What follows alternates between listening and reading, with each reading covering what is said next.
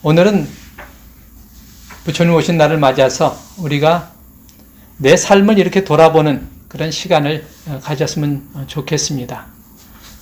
여러분들 나눠드린 자료를 보시면 거기에 오늘 제가 드릴 말씀이 3면과 4면에 담겨져 있습니다. 한 선사가 부처님의 모습이나 삶이 우리와 조금도 다르지 않다면서 이렇게 노래했습니다. 머리는 하늘을 향해 있고 두 발은 땅을 딛고 있으며 눈은 가로로 놓여 있고 코는 세로로 드리워져 있다. 밥이 오면 입을 벌리고 잠이 오면 눈을 감는다. 어떻습니까? 이렇게 안 생기신 분 있고 이렇게 안 사시는 분 있습니까? 우리 사는 그대로 모습을 이 선사는 따로의 뭔가 부처라고 하는 분이 신비스럽거나 특별하다고 생각하는 그것을 내려놓으라는 이런 귀한 말씀이라고 저는 생각이 됩니다. 그래서 우리는 부처를 못 만나요. 부처는 뭐가 특별하다고 생각하는데 찾아봐도 그런 분을 우리가 못 만나거든요. 그러면 어떤 분이 부처냐? 우리 눈에 보이는 모든 존재가 다 부처예요. 모든 존재가 부처 아님이 없다. 내 눈에 부처로 안 보이는 것뿐이지. 그래서 내 마음을 바꾸면 모든 존재에게 우리는 가르침을 들어요. 꽃은 꽃대로, 나무는 나무대로, 하늘은 하늘대로, 바람은 바람대로 우리에게 뭔가를 끊임없이 전해주는데 전해주겠다는 마음 없이 전해줘요. 우리는 뭔가 조금만 베풀어도 나는 베풀었다 하는 생각을 가지고 티를 내고 생색을 내고 대가를 바라고 내 마음대로 안 되면 짜증을 내고 하지만 바람은 바람대로 별빛은 별빛대로 우리에게 무언가를 주려고 하는 마음 없이 우리한테 주고 있어요. 마음이 열려있는 사람들은 그걸 받아요. 아, 별이 나에게 이런 가르침을 주고 있구나. 바람이 나한테 이런 것을 느끼게 하는구나. 참 고맙다. 행복하다. 별만 봐도 행복하고 불어오는 바람을 맞으면서 행복하고 이런 사람이 있는가 하면 별을 보면서 슬퍼하고 바람을 맞으면서 짜증을 내는 사람도 있어요. 그러면 별이 우리에게 짜증을 내고 행복하게 하나요?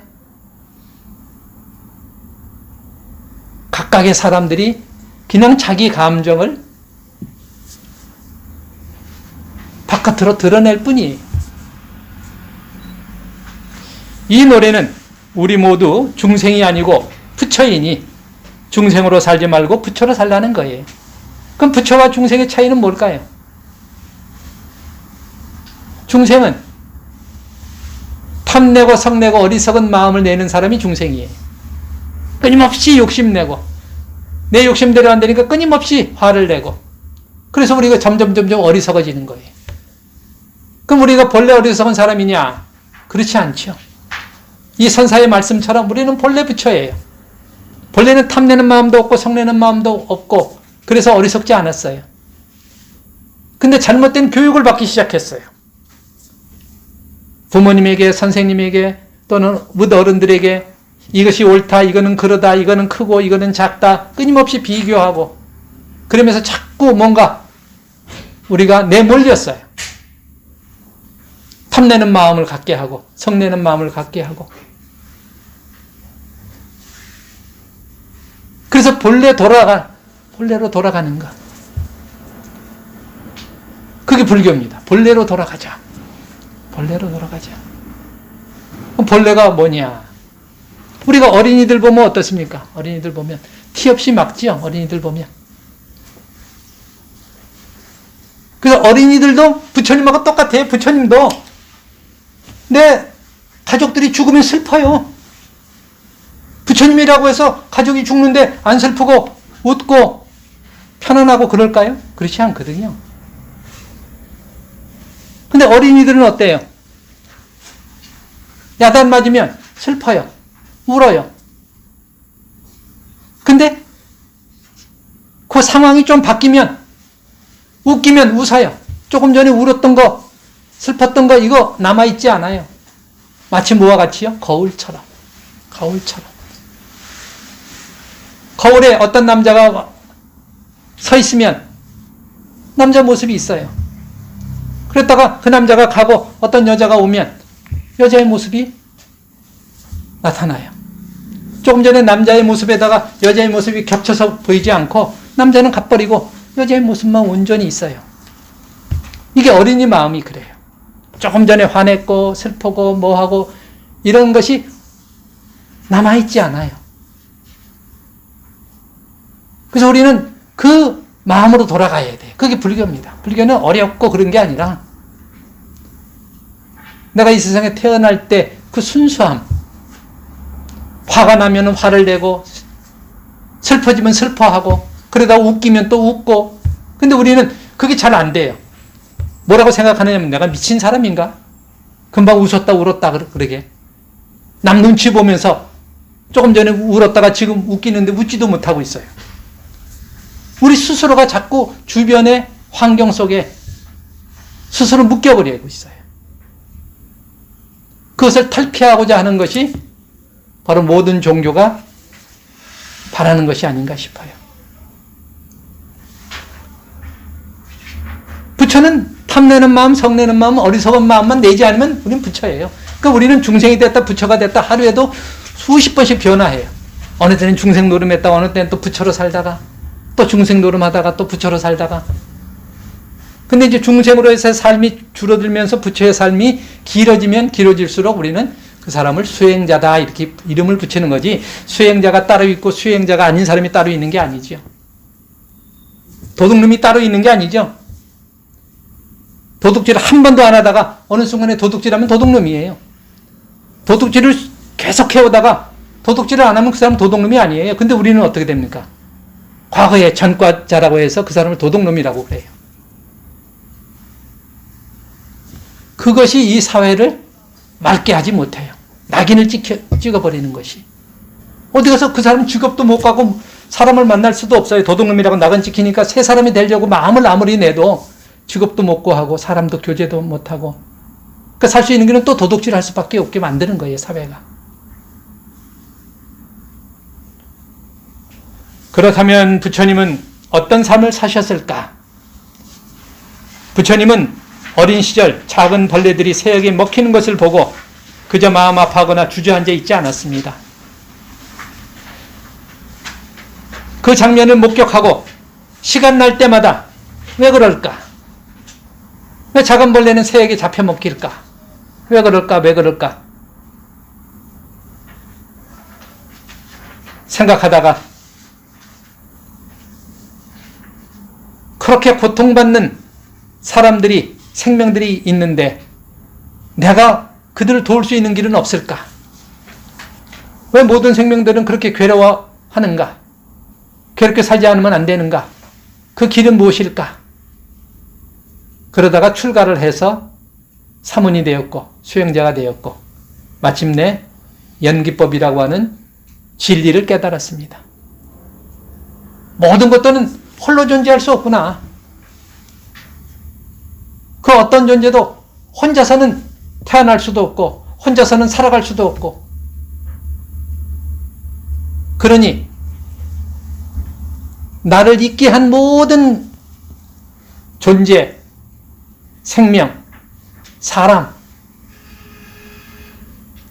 이 사람과 더불어 살아가는 길을 찾게 되는 것입니다. 내가 행복할 수 있는 길은 주변이 행복해야 내가 행복하구나. 근데 우리는 어떻게 삽니까? 남이야 괴롭거나 말거나 아니면 남을 괴롭혀가면서 나의 행복과 나의 이익을 추구하면서 살고 있죠.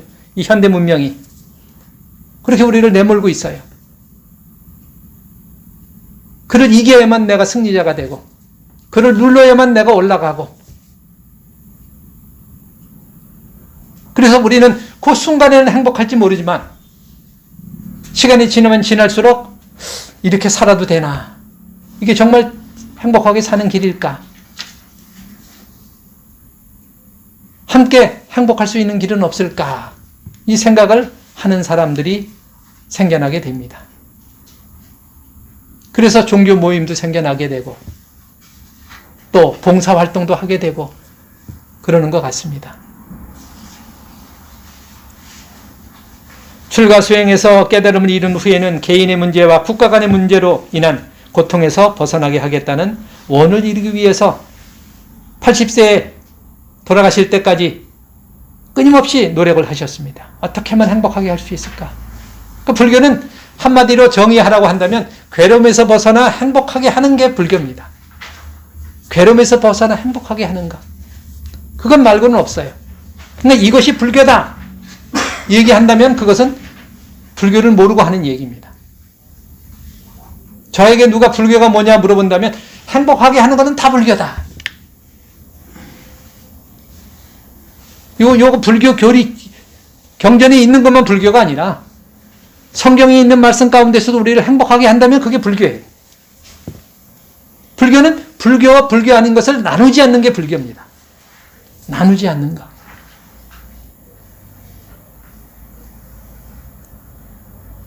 그걸 분별심이라고 그러죠. 분별심. 우리 끊임없이 분별심을 일으켜요. 분별심을 일으킬 때 그 원인이 뭐냐면 욕심 때문에 그렇거든요. 죽지 않으려고, 성공하려고, 남보다 더 앞서가려고 하는 욕심 때문에 분별을 해요. 이게 좋을까 저게 좋을까, 이 사람하고 만날까 저 사람을 만날까.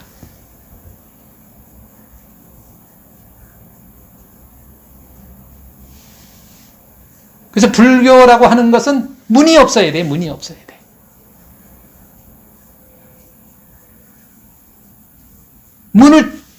불교는 만들어 놓지 않았는데 각자가 문을 만들어 놓고 문을 열려고 그래요. 없는 문을 자기가 생각으로 만들어 놓고 답답해하고 깝깝해해요. 부처님은 우리가 지금 이렇게 오심을 축하하고 그러면서 우리가 축하의 모임을 갖습니다마는 우리가 부처님을 부러워해야 될 이유는 단지 진리를 깨달았다는 것밖에는 없어요.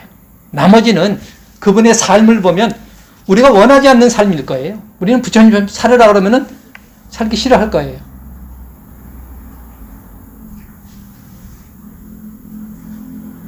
왜 그럴까요? 자기 나라가 멸망하고 자기의 친족들이 다 죽임을 당해요. 그 얼마나 슬프겠어요. 그런 가운데서도 부처님은 끊임없이 뭔가 지혜롭게 고통의 문제를 해결하십니다. 어떤 물리력을 동원해서도 아니고 또 금전적으로 문제를 해결하려고 하지도 않고 단지 부처님은 생각을 바꿈으로 인해서 사고 전환으로 평화롭게 모든 문제를 해결하셨어요. 그 예를 들어본다면 석가족과 꼴리족이 물 문제로 다툽니다. 왜냐하면 양쪽 나라에서 같은 강줄 위에 물을 가지고 농사를 지어야 되는데 가물었어요. 물이 부족해요. 그러니까 서로 그 강물을 자기네 농토로다가 물길을 내려고 하다 보니까 싸움이 일어났죠. 그러니까 나중에는 이제 왕까지 나서서 군인들까지 동원돼서 이제 전쟁을 하려고 해요. 그때 부처님이 그 소식을 들으시고 자기 나라 백성들을 위해서 법문을 하신 것이 아니라 왜 싸우는가? 원인을 물어. 왜 싸우느냐? 왜 지금 군대를 동원해서 싸우려고 하느냐? 원인을 찾고 들어가 보니까 근원적인 문제는 물 문제였었죠. 그때 부처님 말씀하십니다. 물이 소중하냐? 생명이 소중하냐? 결국에는 이 물도 생명을 위해서 먹고 살 것을 걱정해서 물싸움이 일어난 건데 그것 때문에 사람을 서로 죽이고 해서 되겠느냐? 그래서 이제 군대를 철수하고 지혜롭게 그런 물을 어떻게 같이 나눠 쓸 수 있을까? 이 방법을 찾은 거죠. 이게 부처님이에요. 내 나라 편도 드는 것도 아니고 또 싸움으로 힘 있는 사람이 차지하는 것도 아니고 무엇이 정말 중요할까? 물이 중요한가? 땅이 중요한가? 돈이 중요한가? 사람이 중요한가? 사람이 중요하다면 우크라이나처럼 저렇게 전쟁이 일어나서는 안 되지요.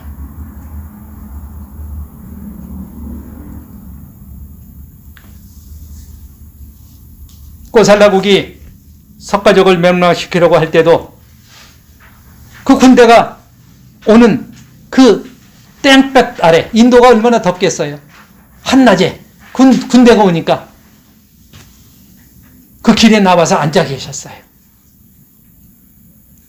그러니까 불교를 믿는 사람들이었기 때문에 부처님을 어떻게 할 수가 없었어요. 그 부처님이 앉아 계시니까 군대를 돌려서 돌아가고 또 한참 지나서 또 그래도 저 나라를 내가 좀 차지해야 되겠다. 그러니까 또 군대를 동원하니까 또 나와 계시고 3번이나 나와 있는데도 4번째 또 오니까 부처님께서도 이것은 내 영역 밖이다. 내 노력으로서는 해결할 수 없는 거다. 왜냐면 오늘 시간이 없어서 그 사연은 말씀드리지 못합니다만은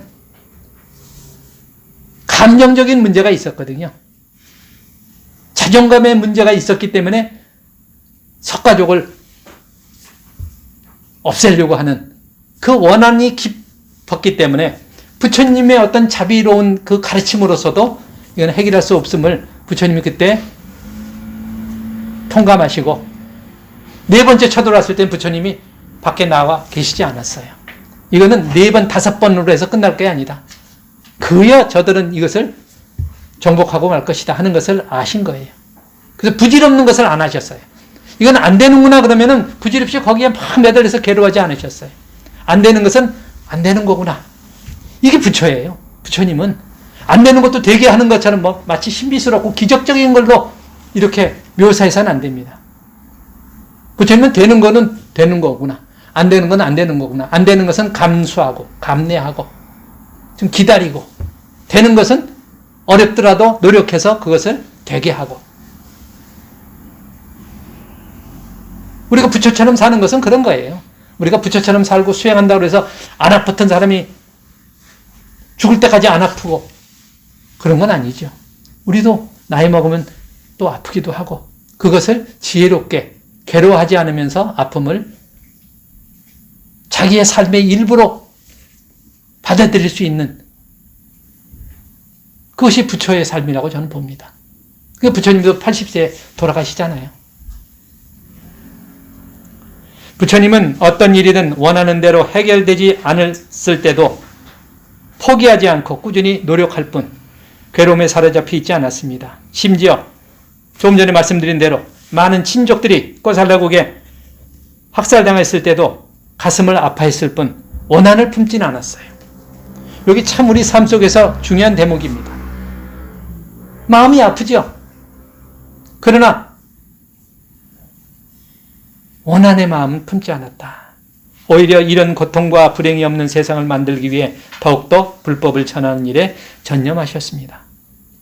부처님 오신 날을 맞아 연등을 밝혀 봉축하면서 나는 지금 부처님처럼 살고 있나 성찰하는 시간을 가졌으면 좋겠습니다. 현대 문명과 문화는 본질적으로 물질적이고 감각적입니다. 얼마나 많이 버는가, 얼마나 잘났는가 등을 성공의 척도로 생각합니다. 이 부분은 없을 겁니다. 자리에. 지명관계상 일부분만 여러분께 이렇게 자료로 만들어 드렸습니다. 과연 이것이 성공의 척도이며 이것을 통해서 행복해질 수 있는 것일까? 북인도 라자 지방에 사는 한 티베트 노인은 서양 기자의 질문에 이렇게 말했다고 합니다. 바깥 세상에 있는 사람들은 행복에 필요한 모든 것을 갖추었지만 많은 불행이 있다고 들었습니다. 그 불행의 원인은 소유하고 있는 재산이 기도하고 명상할 시간을 다 빼앗은 데 있다고 봅니다. 그대들이 가진 재산은 주는 것보다 빼앗는 것이 더 많을 것입니다. 이 티베트 노인이 박사 학위를 받은 분도 아니고 그냥 평범하게 사는 그런 분이에요. 근데도 거기는 명상하고 기도하고 이런 삶이 일상화됐기 때문에 다 도인과 같은 말씀을 하세요. 부유하지는 않아도. 그래서 부유하려고 돈을 많이 벌려고 우리는 정말 소중한 것을 많이 빼앗기고 있는데 그것을 우리는 눈치채지 못하고 그저 돈을 많이 벌고 지위가 높은 것을 차지하기 위해서 정말 소중한 것을 우리는 지금 놓치고 있지 않느냐 하는 일가를 하고 있는 것입니다. 저는 동의해서 이런 말씀을 인용해서 여러분께 전해드리는 거죠. 우리에게 소중한 것이 뭘까? 어느 때 느낄까요? 저는 이제 돌아가신 분들을 많이 만나는 그런 직업이다 보니까 돌아가시기 직전, 임종 직전의 분도 만나고 또 돌아가시면은 또 가서 입관할 때 가서 기도도 해드리고 이런 일을 하다 보니까 그래도 참 복이 많다 이런 생각이 들어요. 그런 기회가 될 때마다 저를 돌아보거든요. 정말. 내가 저분처럼 지금 죽음에 이르렀을 때 내가 지금 소중하다고 생각하는 것을 내가 정말 소중하다고 그때도 생각할까? 그때는 바뀔 거라고 봐요. 그때는 돈도 아니고 명예도 아니고 뭣도 아니고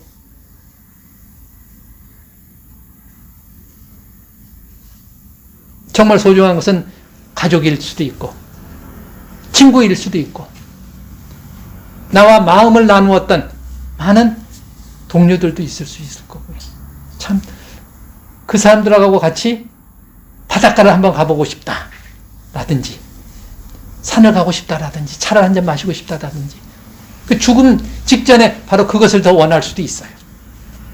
집 한 채 더 얻기를 바라는 사람 없을 것 같아요. 죽음 직전에. 왜냐면 가져갈 수가 없잖아요.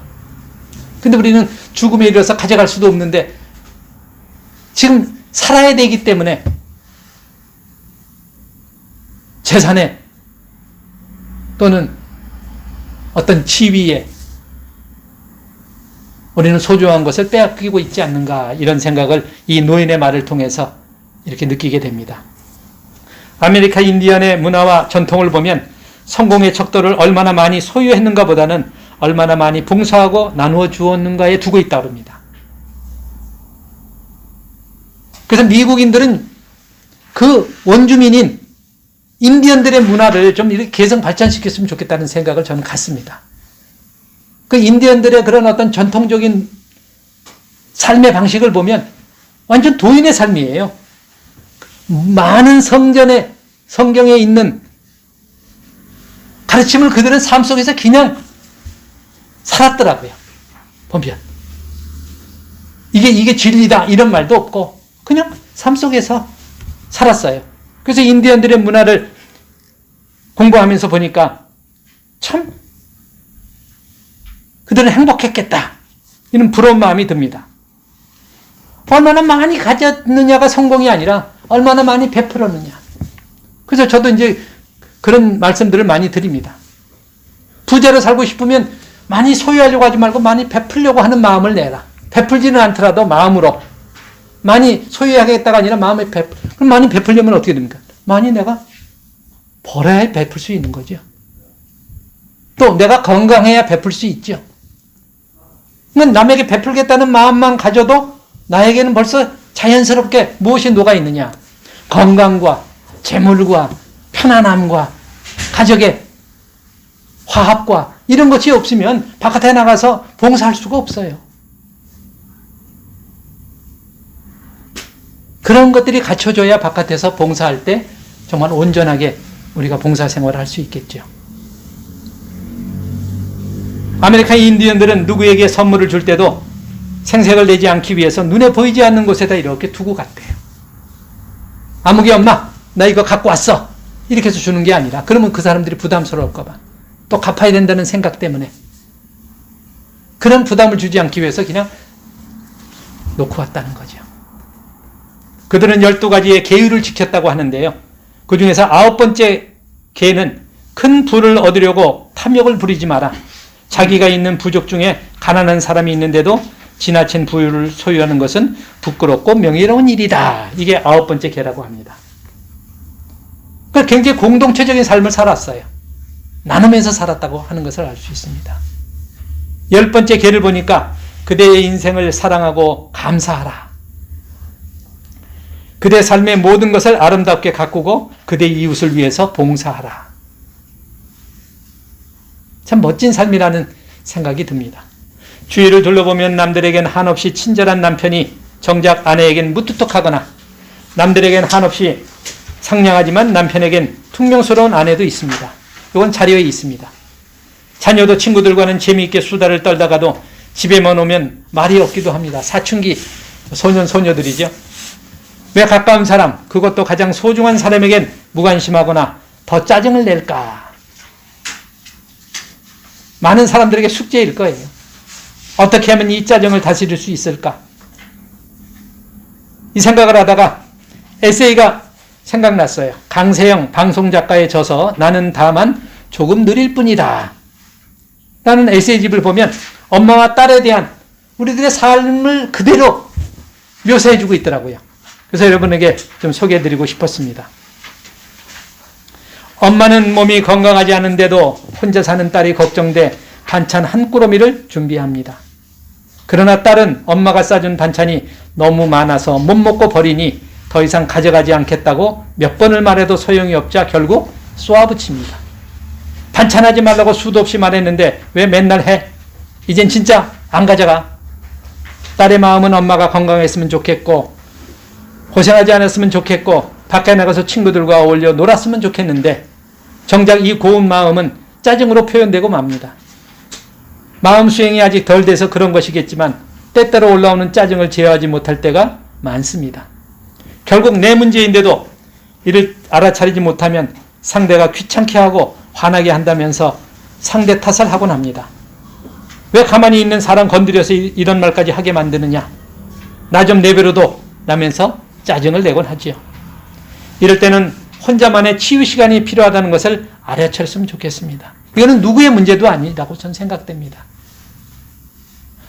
시간의 여유가 있거나 마음의 여유가 있거나 경제적인 여유가 있거나 이런 여유가 있다면 이런 문제가 생기지 않을 텐데 서로 간에 지금 여유가 있지를 않아요. 마음의 여유가. 그럴 때는 자기만의 시간을 가져야 되는데 그것조차 여유가 없기 때문에 이 문제가 해결되지 않고 악순환된다고 봐요.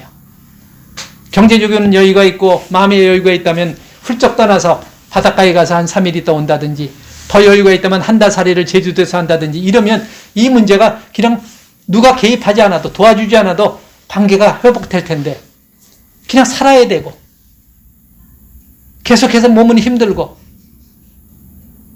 계속 부딪힐 수밖에 없는 그런 공간적인 한계가 있다 보면 참 해결이 어렵죠. 그러면 한 달 살이를 못하면 하루 살이를 못하면 내가 좋아하는 음악을 듣는다든지 1시간이 시간 나면은 대화를 나눌 수 있는 좋은 친구가 있다면 찻집에서 만나서 1시간 동안 수다를 떨고 온다든지 그렇게만 해도 좀 숨통이 트이는 것 같은 분들이 우리 주변에는 많이 있습니다. 조용히 산책을 하거나 좋아하는 운동을 하거나 재미있는 영화를 보거나 아니면 그동안 내가 해왔던 명상이나 또는 어떤 기도나 수행이나 이런 것들을 하는 것도 좋은 방법이라고 생각이 됩니다. 우리가 못됐거나 가족을 사랑하지 않아서 짜증을 내기보다는 혼자만의 치유 시간이 필요해서 짜증을 내게 될 때가 더 많지 않는가 생각됩니다. 바쁘고 힘들수록 혼자 보내는 시간이 필요하기 때문에 짜증날 때는 혼자만의 치유 시간을 자신에게 선물을 했으면 좋겠습니다. 시간이 안 난다 그러지 말고 그러면 우리가 친구한테도 선물하고 부모님한테도 선물하고 오늘 어버이날이니까 부모님한테 선물을 하고 하듯이 나에게도 좀 선물하면 좋을 것 같아요. 시간이 없다 그러지 말고 아무개야 자기 이름을 부르면서 아무개야 내가 그동안 너를 너무 혹사시켰는데 마음으로 몸으로 너를 혹사시켰는데 너한테 선물하고 싶어. 가서 친구 만나고 와. 여행 좀 하고 와. 이렇게 자기에게도 좀 선물했으면 좋겠다는 생각이 듭니다. 누구나 부당한 일을 경험하게 되는데 상처를 준 사람을 용서할 수 없다는 생각만은 하지 않았으면 좋겠습니다.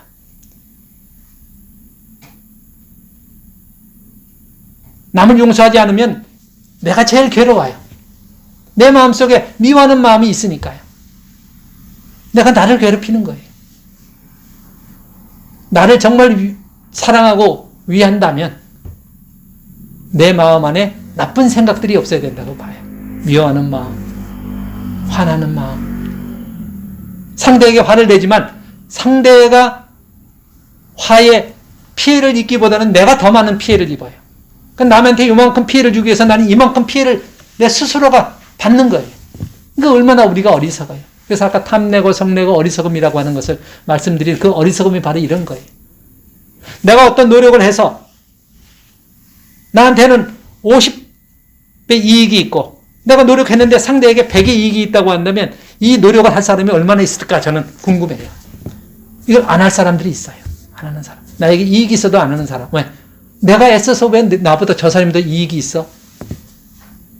내 이익을 지금 놓치고 있는 거예요. 남이 1000을 이익이 된다 하더라도 나에게 조금이라도 이익이 있다면 이익되는 삶을 살아야 되는데 우리는 그꼴을 보기 싫은 거예요. 왜? 그게 바로 탐내는 마음이잖아요. 남보다 더 내가 더 많은 것을 가지려고 하는 탐내는 마음이에요. 그것도. 그래서 행복할 수 있는 길 가운데 중요한 것이 바로 용서입니다. 우리 안에 맺혀져 있는 일들과 사람들이 많이 있을 거예요. 그걸 담아갖고 살려니까 우리는 얼마나 삶이 지치고 힘들겠어요. 즐거운 생각만 해도 우리는 나이 먹으면서 몸이 아프고 지치고 힘든데 거기다가 정신적으로도 우리가 자꾸 이렇게 안 좋은 생각을 하니까 천근만근 우리 몸은 무거울 수밖에 없고 마음은 부자유스럽고 불행할 수밖에 없죠. 그래서 어떤 것이 나를 행복하게 하는 길인가? 우리는 늘 이것을 찾지는 못하더라도 불교에서는 화두라고 그러죠. 그것을 궁리하는 것. 왜 그럴까? 왜 그럴까? 어떻게 하면 될까? 자꾸 우리에게 묻는 것. 그래서 불교는 여러 가지로 정의를 내릴 수 있습니다만은 또 이렇게 정의 내릴 수도 있어요. 불교는 물음의 종교다. 끊임없이 묻는 거예요. 그래서 선사들은 참선을 한다 그러는데 그 참선이 바로 묻는 거잖아요. 이 먹고 이 뭔가? 나는 누구인가? 나는 어떤 존재인가?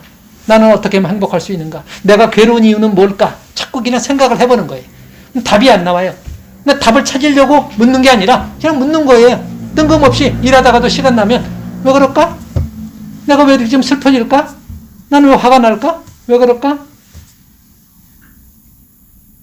답을 찾고 하지 말고 그냥 답답할 때 왜 그럴까? 그러면 어떻게 됩니까? 그 순간에 편해져요. 왜?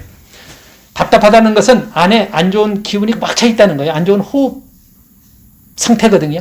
근데 왜 그럴까? 그러면 어때? 바깥으로 호흡이 나가요.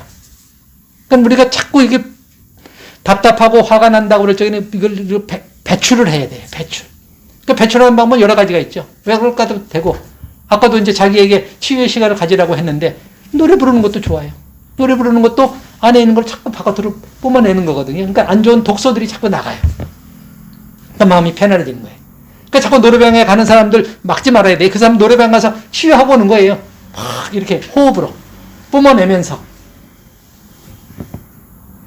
그래서 기독교를 믿는 사람들 가운데에서 많은 사람들이 찬송가 때문에 다니는 사람들이 있어요. 저도 학생 때는 교회 다니면서 성가대도 하고 또 중고등부 선생님도 하고 그랬는데 왜 그때 거기에 미쳐 있었을까 생각해 보니까 노래 부르는 게 좋았던 거예요. 가만 안 좋고 답답하고 이랬다가도 가서 찬송가 부르고 성가대 테너 파트장에 대해서 막 노래를 부르고 또 크리스마스 때 또 부활절 때 되면 칸타타 오라토리오 할 적에 또 거기서 나레이션 하는 나레이터 하고 뭐 가서 설치고 이렇게 활동하다 보니까 그게 이제 발산 이렇게 되는 거예요. 안에 뭔가 자기 안에 있었던 억눌림이라든가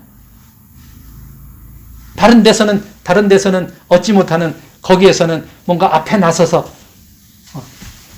할 수 있는 환경이 되니까 그게 이제 좋았던 거죠. 우리가 여러 가지 방법이 있어요.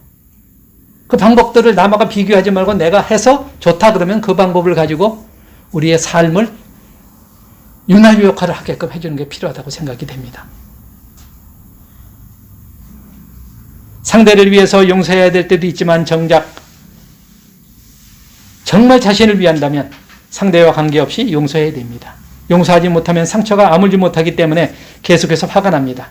그러면 상처 준 사람이 내 인생을 좌지우지하게 되는 것과 같아요. 나는 내 식대로 살고 있는데 누군가를 내가 자꾸 생각하고 그 사람한테 화를 내고 그 사람을 용서하지 못하면 그것에 의해서 내 삶이 지금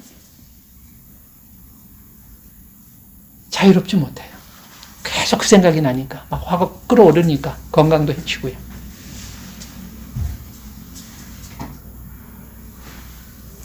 이게 정말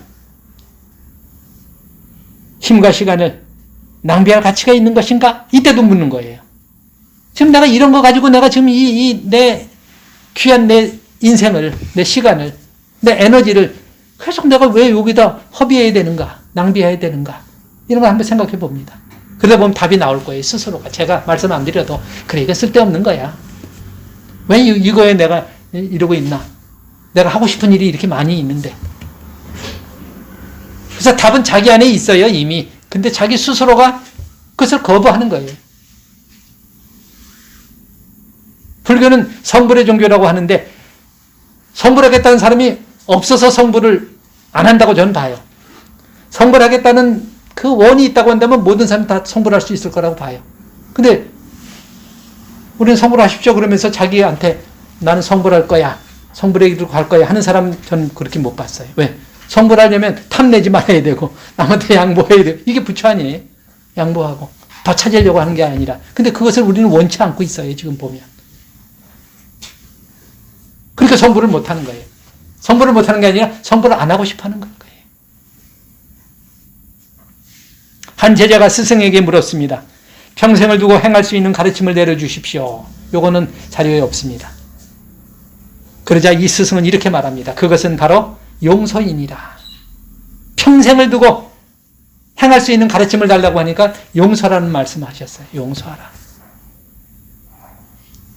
몇 번이고 용서하라. 몇 번이고. 그러니까 몇 번이고가 중요한 것이 아니죠. 늘 그냥 한 번만 용서하라. 순간순간. 달라이 라마가 18년 동안 중국의 감옥에서 고초를 겪은 한 스님을 만났어요. 18년 만에 중국의 감옥에서 풀려서 인도로 왔어요. 그러니까 달라이 라마가 그 18년 동안 고초를 겪은 스님에게 그렇게 묻습니다. 그 모진 고문을 당하면서 두려운 적은 없었습니까? 근데 보통 사람들은 이 두려운 적이 없었냐 그러면 죽음에 대한 공포를 예상할 텐데 전혀 그렇지 않았어요. 이 스님은. 18년 동안이나 감옥에서 고초를 겪었으면서도 가장 두려웠던 것이 있었다. 그것은 뭐냐 하면은 중국 사람들을 미워하면서 내 안에 자비심을 잃어버릴까 봐 나는 그것이 두려웠습니다. 고문을 받을 때마다 상대에 대한 적개심, 원한, 미움 이런 것들이 생길 수도 있잖아요. 자기 안에선 부처님의 자비를 키우려고 자기는 수행자가 됐는데 그 자비심을 키우기는커녕 고문을 당하면서 저주와 원망과 미움과 뭐 이런 것들이 올라올까 봐 그것이 두려웠다 하는 말씀을 하셨습니다. 용서야말로 가장 큰 수행 중에 하나라고 저는 봅니다. 참으면서 인내심도 필요하죠. 수행하려면. 7일 용맹정진을 한다든지 잠을 안 잔다든지 만배를 한다든지 인욕 수행이 되겠죠. 근데 그런 수행보다 힘든 것은 정말 미워하는 사람을 용서한다는 것은 정말 안 될 수도 있어요. 저놈은 나는 살되는 꼴을 볼 수가 없어. 내 눈에 흙이 들어가는 한 이러한 마음을 갖고 있는 사람들도 있어요. 정말 그건 시간을 필요한 것도 아니고 어떤 에너지가 필요한 것도 아닌데 생각 하나 바꾸는 건데 마음 하나 바꾸는 건데 그 마음 하나 바꾸기가 정말 어려워요.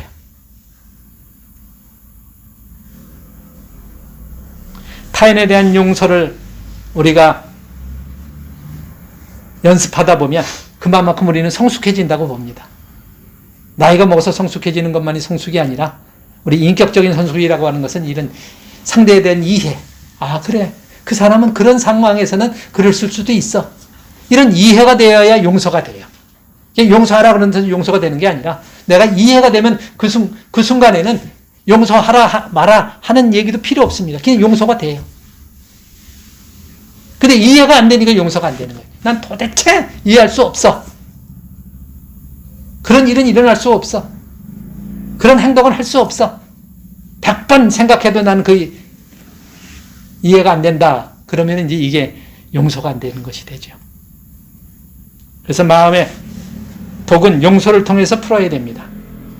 때가 되면 누구나 임종을 맞게 되는데 다음 생으로 가기 전에 맺힌 것은 풀어야 자유로워집니다. 그래서 저는 돌아가신 분들을 만나는 시간이 굉장히 공부가 많이 돼요. 기도해도요, 이 법당에서 기도하는 것보다 상가집에 가서, 장례식장 가서 입관하면서 관을 앞에 놓고 그분 이렇게 씻겨드리고 옷 입혀드리고 이러는 가운데에서 한 1시간 정도 기도하거든요. 그 기도할 때는 정말 집중이 되고 온 그런 기운이 다 자연스럽게 나와요. 왜? 그분을 위해서 제가 거기 간 거잖아요. 이제 임종이잖아요. 더 이상 기회가 없잖아요. 근데 임종을 하게 되면 제일 마지막에 다치는 것이 귀라고 그래요. 귀. 그래서 사람이 돌아가시고 난 다음에 말을 함부로 하지 말라고 그래요.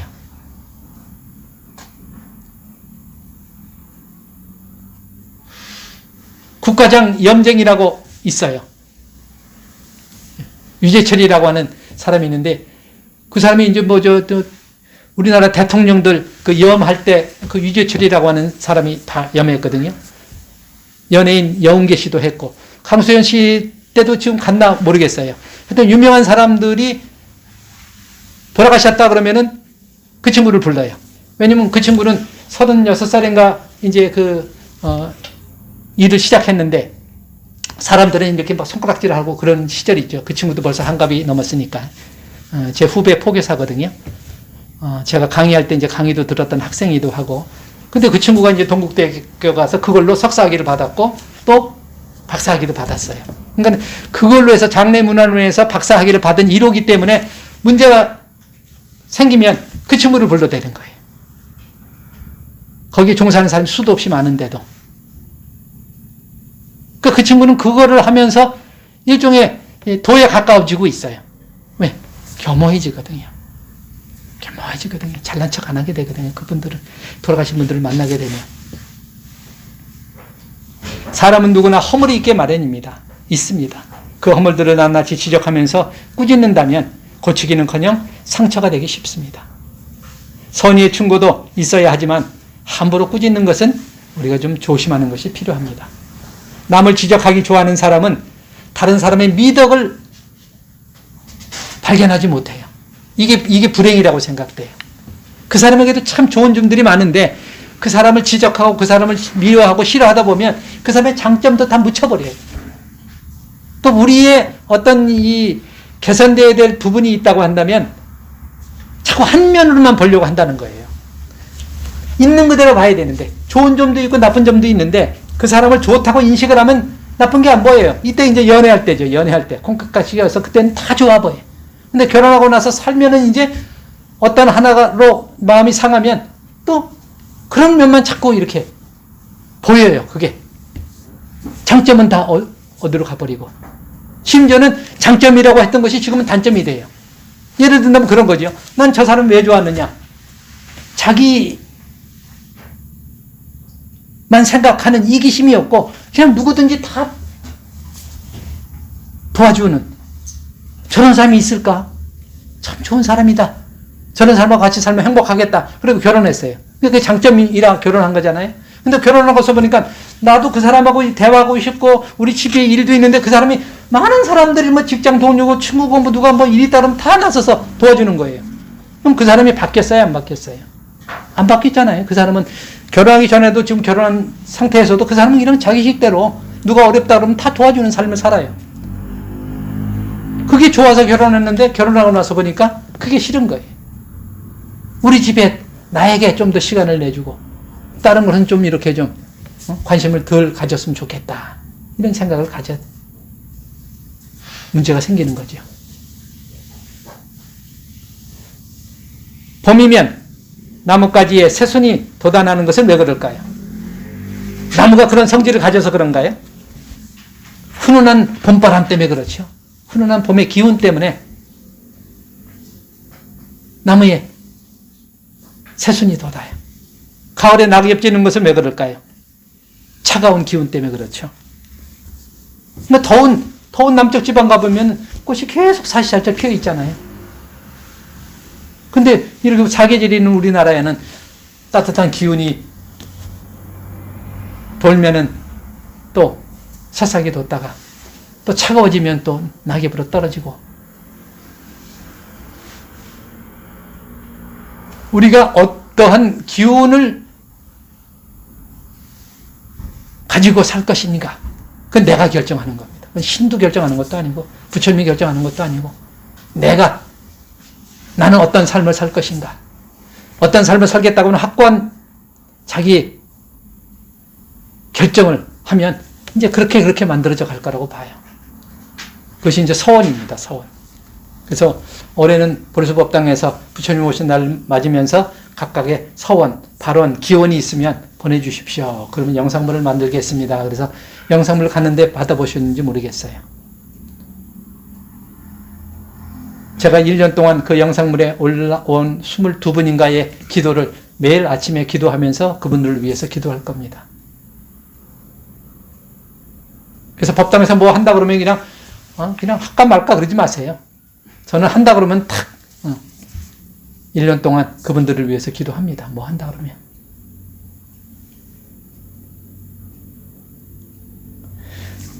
뜻을 이루지 못했어도 실패한 것은 아니에요. 근데 우리는 자꾸 그걸 실패라고 생각돼요. 내가 뭔가를 하려고 했는데 그것이 이루지 못하면 실패라고 생각돼요. 뜻을 이루지 못했다고 해서 기쁨과 평안을 잃어서는 안 된다고 봅니다. 마음의 상처를 입어서 화를 내며 귀한 시간을 낭비하기엔 우리 인생이 너무 짧지 않을까 싶어요. 쓸데없는 일에 소중한 힘과 시간을 낭비하지 않는 것이 수행이라고 생각하고 더 이상 낭비하지 않도록 우리는 정진했으면 합니다. 상대의 말이 나를 정의하거나 내 가치를 결정하는 것이 아님을 깨달아야 합니다. 그러면 상대가 어떤 말을 하거나 어떤 행동을 하든 그냥 흘려들을 수 있게 되겠죠. 그냥 흘려듣는 것이 매우 어렵고 잘 안 된다는 사람들이 있는데 어려운 일은 극복의 대상일 뿐 괴로워해야 될 일은 아니지 않는가 싶습니다. 어려운 일이 닥치면 더 이상 괴로워하지 마시고 지혜롭게 잘 극복해 나가셨으면 좋겠습니다. 끝으로 불교 2566년 부처님 오신 날 복축법 예식에 동참해 주신 모든 분들께 감사드리며 소원 증취하시길 기원드립니다. 선물하십시오.